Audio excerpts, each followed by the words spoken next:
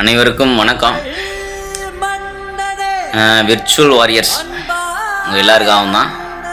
மற்றபடி இந்த அவதூறுகளை அள்ளி வீசுகிற இந்த ஊப்பிக்கள், இந்த நாம் தமிழர் சொம்பிகள் எல்லாரும் இதை பாருங்கள். ஜஸ்ட் ஒரு விழிப்புணர்வு தான். அதாவது எல்லாரும் இன்றைக்கி பெரிய ஹாட் டாப்பிக்காக பேசுகிறது நேற்று விஜய் திரிஷா கல்யாணத்துக்கு போயிட்டாங்க, ஜோடியாக போயிட்டாங்க. ஜோடியாக போகாமல் தனித்தனியாக போய் தான் விட்டுருப்பீங்களாடா. அப்போவும் ஒரு கேமரா வச்சு எங்கேயாவது ஒரு இடத்துல ஒரு ஃபோட்டோ எடுத்து இந்த அன்றைக்கி மும்பை கல்யாணத்துக்கு போகும்போதே தனி விமானத்தில் தனியாக தான் போனாங்க.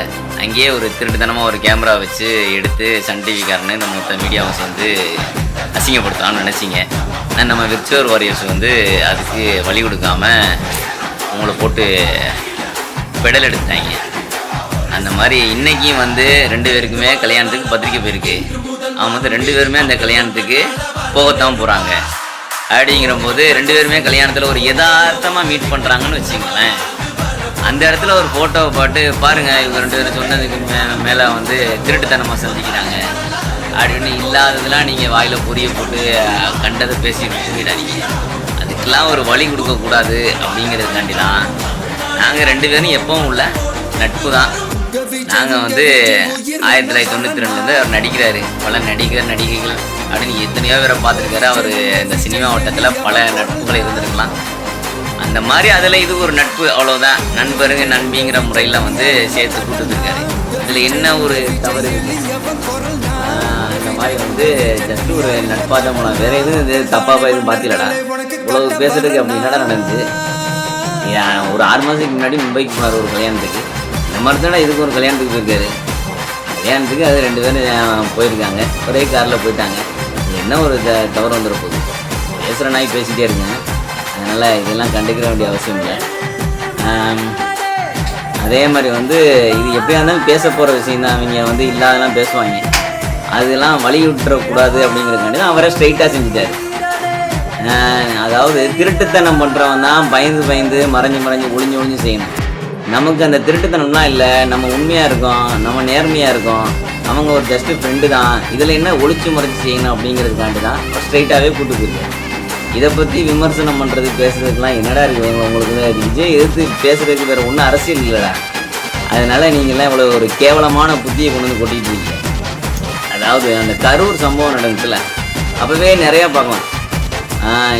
அதாவது அது வேற, அந்த கரூர் சம்பவத்தை வேற விஜய்க்கு சப்போர்ட் பண்ணிக்கிட்டு தெரிஞ்ச நாய்கள்லாம் நிறையா பேர் அந்த கரூர் சம்பவம் நடந்த அடுத்த 5 நிமிஷத்தில் நிறையா பேர் வீடியோ கொடுத்து விஜய் செஞ்சது தப்பு, அவர்னா ஒரு தலைவரே இல்லை, மக்கள் கூட நிற்கலை, ஓடிட்டாரு அப்படின்னு இல்லாத பேச்செல்லாம் பேசினாங்க. அதாவது அந்த கரூர் சம்பவம் நடக்கிறதுக்கு முத நாள் வர அந்த சம்பவம் நடக்கிறது வரை விஜய்க்கு சப்போர்ட் பண்ணிக்கிட்டு இருந்தாங்க. அந்த பல கட்சிகள்லேருந்து அப்படி சும்மா அப்படி சப்போர்ட் பண்ணுற மாதிரி சப்போர்ட் பண்ணிக்கிறாங்க. இது எப்படா ஏதாவது ஒரு பேக் ஃபயர் ஆகும், அதை வச்சு நம்ம விஜய் பழி வாங்கிடலாம் அப்படின்னு நினச்சிட்டு இருந்த நாய்களுக்கு அந்த கரூர் சம்பவம் ஒரு பெரிய ஒரு எடுத்துக்காட்டாக ஒரு நல்ல ஒரு இதாக கிடச்சி அதோட வேகமாக பறந்து எல்லா பையனும் விஜய் அடிக்கணும்னு வேகமாக வர்றான். அடுத்த 5 நிமிஷத்தில் அடுத்தடுத்து வீடியோ போடுறாங்க. பறந்து இப்படி செஞ்சார் அப்படின்னு எதிர்பார்த்துருந்த நாய்களுக்கெல்லாம் அது ஒரு இது கிடச்ச மாதிரி அப்படி பொங்கிக்கிட்டு இருந்தாங்க. ஆனால் அதையெல்லாம் நம்ம விர்ச்சுவல் வாரியர்ஸ் புரிஞ்சுக்கிட்டு அதை நம்ம திருப்பி அடித்தோம். அதே மாதிரி இப்போவும் ஒரு எதிர்பார்த்துட்டு இருந்தாங்களுக்கு இது ஒரு அந்த வைக்கப்படி கிடச்சது மாதிரி தான். சும்மா இருக்கிற வாயே மெல்ல இதுக்கு வாய்க்கு அவல் வச்சா சும்மா விடுங்க அந்த மாதிரி போட்டு இதெல்லாம் ஒரு பெரிய மேட்ரு இல்லை. அவர் உண்மையாக இருக்குன்னு நினைக்கிறாரு. நம்மளுக்கு அதை எதுவாக இருந்தாலும் எதுவும் ஒளிவு மறைவு இல்லாமல் இருக்கணும் அப்படிங்கிற மாதிரி நினைக்கிறாரு. அதாவது அவர் பண்ணது அவர் ஸ்ட்ரைட்டாக தான் போயிருக்காரு. அப்படி பார்த்தா அந்த அம்மையாருக்காண்டி தான் நம்ம ஃபீல் பண்ணோம். அவங்க 1000 தான் இருந்தாலும் ஒரு இத்தனை வருஷம் குடும்பம் நடத்துனவங்க, அவங்க வாழ்க்கை பாதிச்சிடக்கூடாது, பிள்ளைங்களுடைய வாழ்க்கை பாதிச்சிடக்கூடாது அப்படிலாம் நம்ம யோசித்தோம். நான் அந்த அம்மா கொஞ்சம் கூட யோசிக்கல. இந்த எலெக்ஷன் நேரத்தில் நம்ம இப்படி ஒரு பெட்டிஷன் போடுறோமே, அவரோட அரசியல் வாழ்க்கைக்கு பாதிப்பு வருமே அப்படிங்கிற மாதிரி நினைக்காம அது பழிவாங்கணும்னு நினச்சிருக்காங்க. அப்படிங்கிறபோது இவர் பண்ணது அவ்வளோ பெருசாக இல்லை. பெட்டிஷன் போட்டாங்க, முதல்ல டைவர்ஸுக்கு அப்ளை பண்ணியிருக்காங்க. இதுக்கப்புறம் எப்படி இருந்தால் அவங்களுக்கு என்ன? அவங்களுடைய வாழ்க்கையை அவங்க பார்த்துக்கிற போகிறாங்க, இவங்களுடைய வாழ்க்கையை இவர் பார்த்துக்கிற போகிறாரு. அந்த பிள்ளைங்கள தான் நினச்சி தான் கொஞ்சம் வருத்தமாக இருக்குது. எல்லாத்துக்கும் நம்ம தலைவர் ஒரு நல்ல முடிவு கொடுப்பாரு. பிள்ளைங்களை அப்படிலாம் விட்டுற மாட்டார். அதனால் அரசியல் வேறு, இது லைஃப் வேறு. பர்சனல் லைஃப் வேறு, நல்லா யோசித்தாலே பெரிய விஷயம். அதே மாதிரி வந்து இதை சான்ஸ் வச்சு நம்ம விர்ச்சுவல் வேல்யூஸ் பேர்லேயே வந்து இந்த டிஎம்கே ஐடி விங்கில் இருந்து நிறையா பேருக்கு நேமில் உருவாக்குறது. அதாவது நமக்கு தெரிஞ்ச ஒரு பையில இருக்காங்க சத்தியகுமார்னு சொல்லிட்டு, அவங்க நிறையா ஃபாலோவர்ஸ் உள்ள பையன்.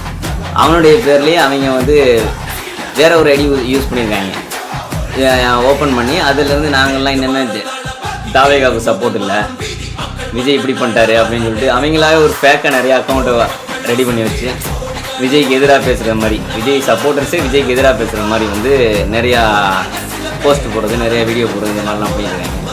அதனால் இவங்க வந்து ஏதாவது ஒரு வழியில் விஜய் எதிர்க்கிறதுக்கு வேறு சான்ஸ் இல்லை. அதனால் ஏதாவது ஒரு வழியில் நம்ம எதிர்க்கணும், எதையாவது ஒன்று வந்து மக்களை நம்ப வைக்கணும். கொத்தா ஓட்டு போடுறேங்கிறாங்க. இவங்களை அப்படிலாம் அவ்வளோ ஈஸியாக ஓட்டு போட்டுருந்தா நம்ம எப்படி ஜெயிக்கிறது அப்படிங்கிறதுக்காண்டி பொருளி அள்ளி கொட்டுறாங்க. அதனால் இதெல்லாம் கடந்து போவோம். அதாவது இன்னும் ஒரு மாதம் எலெக்ஷன் காலம் இருக்குது. தேர்தல் தேதியெல்லாம் அறிவிச்சதுக்கப்புறம் இன்னும் அதிகமான எதிர்ப்புகளும் அதிகமான அவதூறுகளும் வர இருக்குது. அனைத்தையும் கடந்து போவோம், சமாளிப்போம், நிச்சயம் வெற்றி பெறுவோம். கான்ஃபிடண்ட்டாக இருங்க. தளபதி வெற்றி பெறுவார், ஆட்சி அமைப்போம். தமிழக வெற்றி கழகம் 2026 ஆட்சி அமைப்பது உறுதி. விசில் சின்னம் வெற்றி பெறும். நன்றி, வணக்கம்.